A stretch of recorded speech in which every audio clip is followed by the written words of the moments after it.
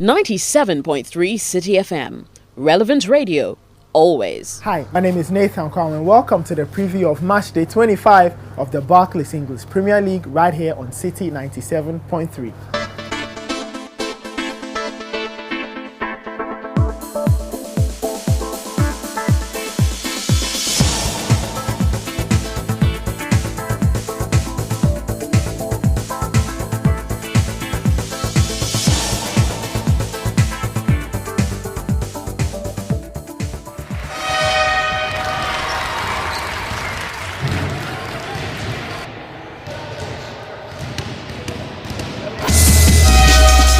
Kupenda Condoms. Love right. Our transmission on Saturday starts off with a big one. It's a top of the table clash between Manchester City and Leicester. The backstory is simple. Man City have Pep Guardiola coming in at the end of the season, but Manuel Pellegrini must handle this assignment first. Benjamin Nketsia of the City Sports Desk joins me. Ben, nice to have you back. Great. Let's start off with this big one. Is Man City playing at home to Leicester? And we've all heard the stories. Manuel Pellegrini knows he's out of a job. Between now and the end of the season, we know he must deliver. It starts off with this particular game. He faces off against a manager who's very experienced, Claudio Ranieri. Man City versus Leicester. Your thoughts? Top of the table clash. It will be interesting. I think we'll see attacking football versus defense.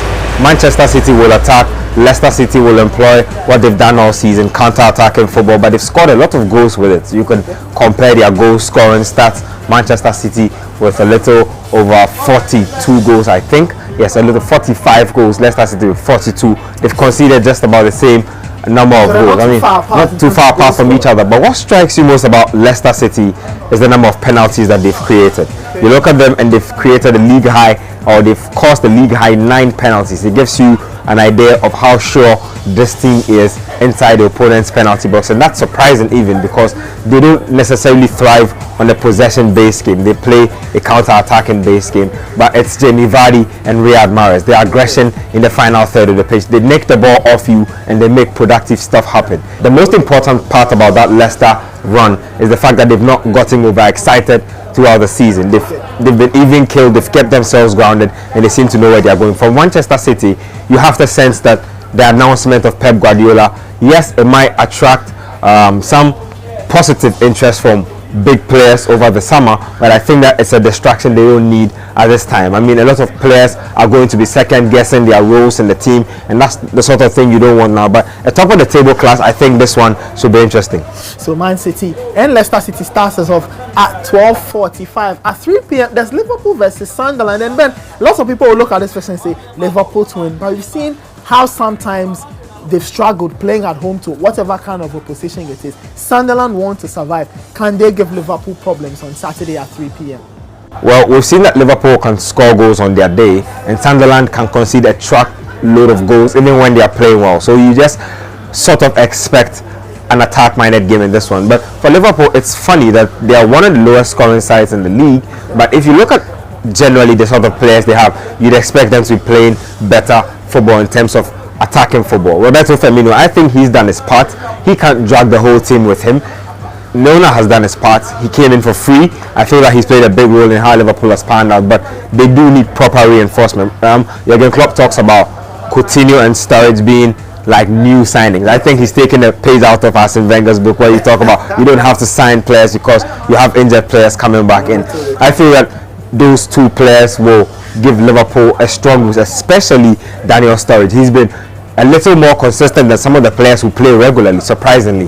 Whenever he plays, he scores a goal.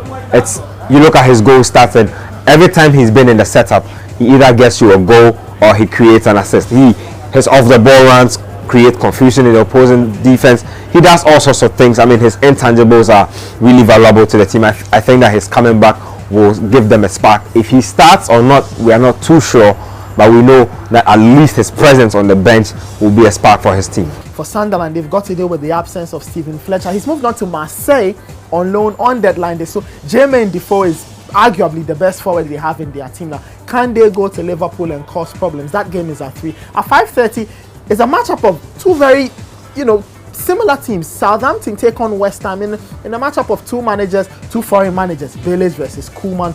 Two sides will love to play very open football. We'll see how that plays out. On Sunday, There's Arsenal versus Bournemouth, London versus South Coast, and Arsenal would want to get past Bournemouth and keep the heat on Leicester, who might have struggled really against Manchester City on Saturday. But then the biggest one of the round is Sunday at 4 p.m. at Stamford Bridge. It's Chelsea versus Man United. Last season, this particular game ended United's great run. It almost knocked them out of top 4 contention. But this time the script is different. There's no Jose Mourinho, there's Louis van Gaal, but he faces Gus Hiddink, whose side is gradually beginning to piece together a good run in the cup. I don't know if the match is as big as you're trying to make it sound, but I'm just saying that Chelsea are in 13th position. I feel that Goose, he's always been that guy people have doubted. I mean, he's done the bit where he's come in, he's granted instant success, but people have always doubted his long-term credibility, his acumen. I don't know, there's always some question mark about him, but I mean, he's brought in Alexander Pato. We'll see what that does to their team. It will be interesting, that dynamic. I mean, a lot of people say that Pato's inclusion in the Chelsea team makes it a bit murky, especially when Diego Costa is just about finding his feet, Oscar is scoring goals.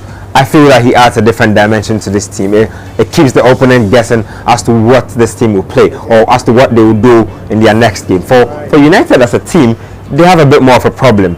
They do not have players who are proven in terms of going out there and creating chances. I feel that Juan Mata has disappointed in terms of his output in stamping his authority on the game. He's not had the same influence. He's not scored goals in big moments. Wayne Rooney, he's had a slow season. Forget the last round of games where he scored goals for the team. I mean, they need to show up week in, week out, and they can blame the manager all they want, but I feel that you can fight against systems, you can fight against your board, you can fight against whoever, but footballers at the end of the day need to put out a certain level of performance that merits the sort of name and the sort of salaries that they earn, and United players have not done it. I think that Chelsea do have a bit of an edge just because they have more to play for. Chelsea having more motivation. Those are the words of Benjamin Nketsia, and it could just be the deciding factor. Remember, United need to win to keep tabs on Spurs, who are riding high in that 4th place. If United fall any further, the dream of Champions League football could evaporate. So that's it. We've got interesting games for you. There's Man City versus Leicester, there's Liverpool and Sunderland, there's Southampton and West Ham, Arsenal, Bournemouth, the big one, Chelsea Man United on Sunday at 4 p.m. But of course, we won't go away without offering you the chance to win something. So predict the winner of the Chelsea versus Man United game. Predict a scoreline. Get it right. Look into your crystal ball. Clean it. Polish it. Do anything. Just give us a precise scoreline. And if you do, you get to win a fantastic prize from us here at Citi 97.3. My name is Nathan Quao, Benjamin Nketsia. Join me for the analysis. Catch you on Saturday from 12:45 all through Sunday about 6 p.m. where we find out if you won the prize on our Predict and Win, or if Man United got something, or Chelsea got something, or even Danny Amate got to play for Leicester. Who knows? It could be an exciting match with 25 of the Premier League here live on Citi 97.3.